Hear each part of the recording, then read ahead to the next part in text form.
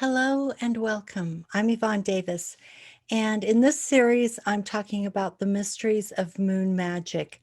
So, in part one, I talked about how I learned about moon magic from the book titled Moon Magic by Dion Fortune. And then I talked a little bit about Dion Fortune. I plan to do a more extensive video on her if you're interested in her, because she was a really, really fascinating person in the early 20th century as an occultist and a hermetic alchemist. So I do plan to talk more about her in future videos. And I also talked about how to build an altar. So in this video, I'm going to go further to talk about astrological magic and timing your magic, okay? Because there is this concept of astrological magic, and it helps you to know when to time your rituals so that they can be super, super potent.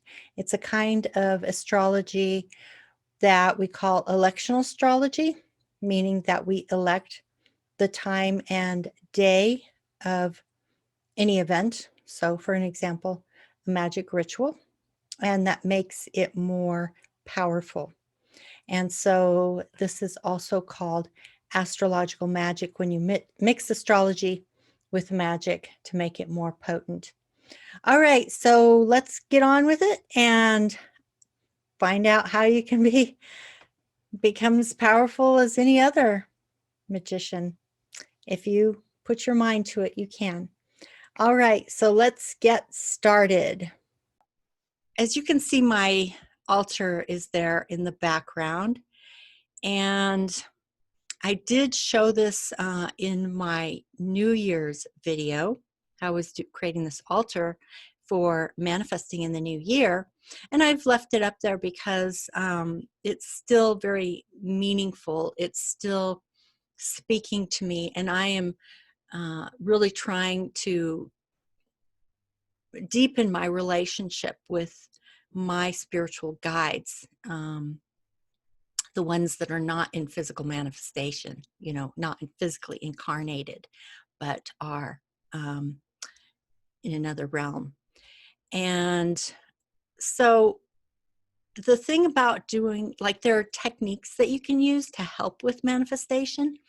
They're not absolutely necessary because it's the energy that matters. It's the consciousness that matters. And like I said, I'm going to talk about those in a couple other videos in this series. But something like this can really help with focusing energy, because the focus, the clarity of your intent creates alignment, and it's that alignment that helps with manifestation. So let me say a little bit more about manifestation. In some ways, the New Age movement and I think it's called the New Thought movement, which was like the beginning of the New Age movement, that went back like 100 years ago. That it's like been a double-edged sword. In some ways, it's helped us to understand manifestation, but in some ways, it's been harmful because it gives the impression that all you have to do is think positive and visualize, like The Secret as an example, and that things will just appear in your life. And most people who speak about this stuff legitimately say it doesn't actually work that way.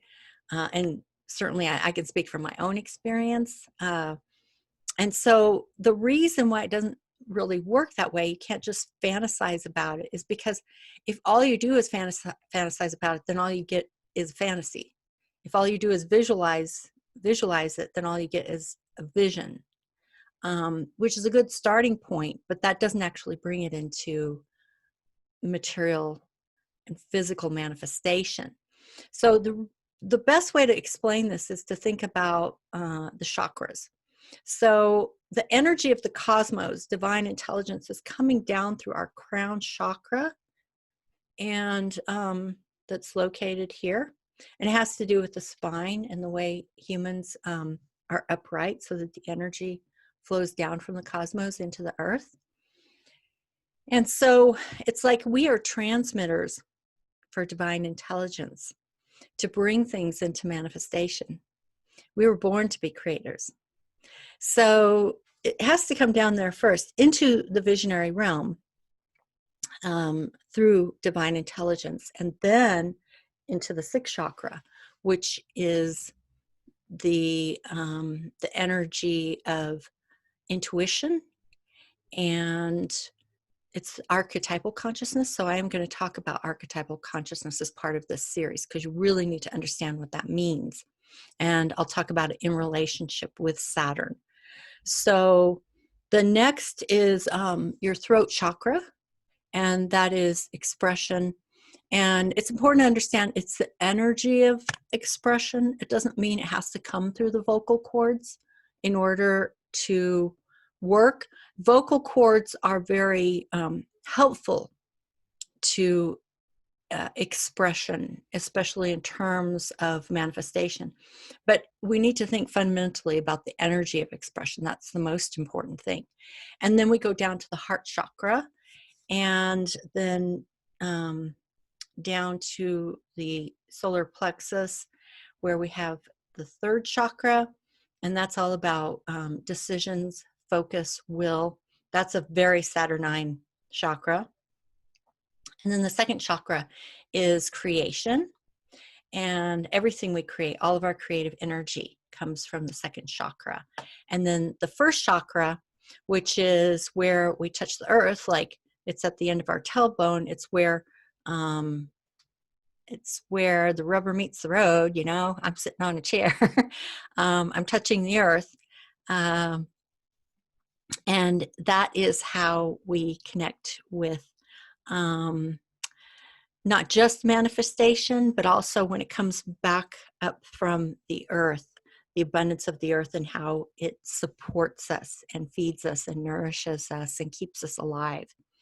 So that energy should always be flowing back and forth. And so that, I think, is what you need to understand fundamentally in order to understand why you can't just visualize. If you want to manifest, you actually have to bring it all the way down into the physical material realm. That energy has to come all the way down, like through your physical body, like your hands. That's why, speaking, because you're using your vocal cords, can also help with manifestation.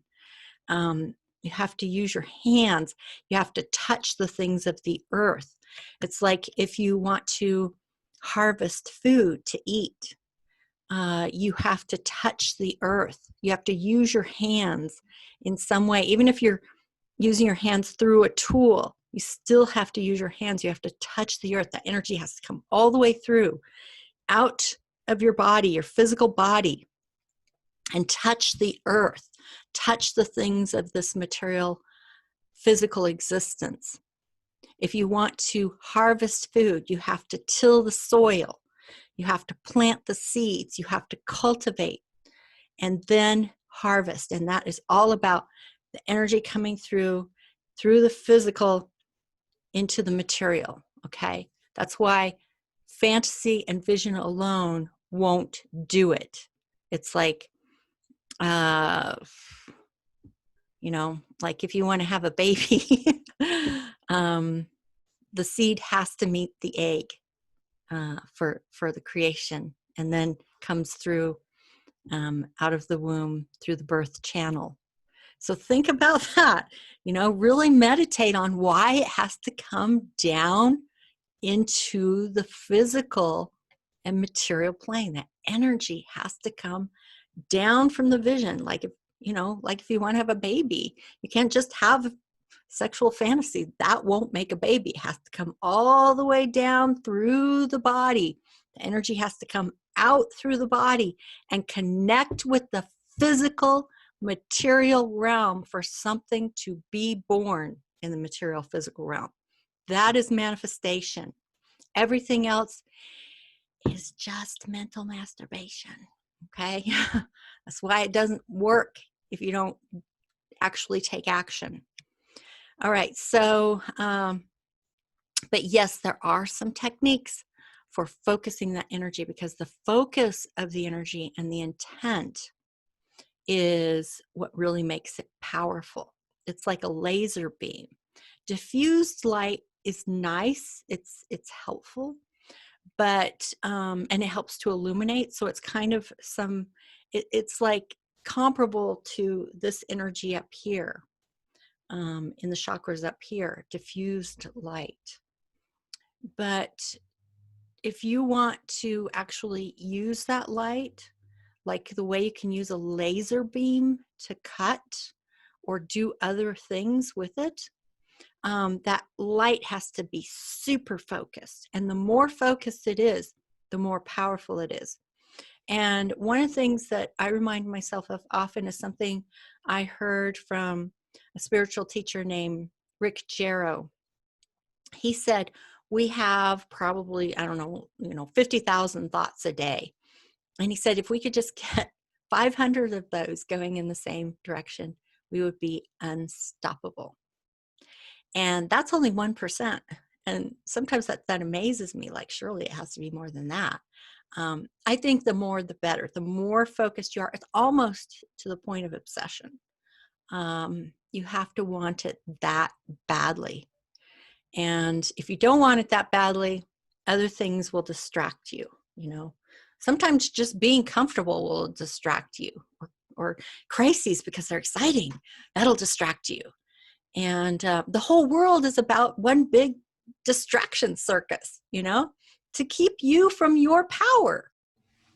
As you can see, there's so much involved in successful moon magic. So we've talked about how to build an altar, and we've talked about focus. Focus is absolutely essential. You have to know what you want and set your intention, and then go for it like there's no tomorrow. You need to have a burning desire, almost to the point of obsession, so that you can push out all of the distractions and give as much of yourself to this as you can, okay? That means your thoughts, your feelings, your words, your actions, your beliefs, everything. And if for some reason you're not manifesting, then there's something that's blocking you. And all the blocks are actually internal. They may appear to be external, but they're actually internal. And so we're going to talk about blocks as well. But for now, I'm going to bring this to a close, and I will see you in the next video. Bye-bye.